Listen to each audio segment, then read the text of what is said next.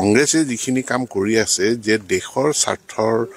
পৰিপন্থী আজি ভাৰতবৰ্ষৰ ওপৰত এটা উগ্ৰপন্থী আক্ৰমণ হৈছে প্ৰমাণিত হৈছে সেই উগ্ৰপন্থী আক্ৰমণ পাকিস্তানৰ পৰা পৰিচালিত হৈছে তেওঁলোক যেতিয়া ক্ষমতাত আছিল ইয়াত বাৰ বাৰ হোৱা উগ্ৰপন্থী কাণ্ডৰ বিৰুদ্ধে কোনো তেওঁলোকে প্ৰতিক্ৰিয়া কোনো ব্যৱস্থাই গ্ৰহণ কৰা নাছিল আজি নৰেন্দ্ৰ মোদী অহাৰ পাছত আমি সাৰ্জিক্যাল ষ্ট্ৰাইকৰ পৰা আৰম্ভ কৰি হেহতীয়াভাৱে অপাৰেশ্যন হিন্দুৰৰ জৰিয়তে আমি সফলতা লাভ কৰিছো বিশ্বজুৰি আমি দৃষ্টি আকৰ্ষণ কৰিছো আৰু সফলভাৱে যি উগ্ৰপন্থীৰ ঘাটি পাকিস্তানত আছিল তাৰ ওপৰত আক্ৰমণ কৰিবলৈ সক্ষম হৈছো ইয়াতে পাকিস্তানৰ হৈ ভাৰতৰ যি এই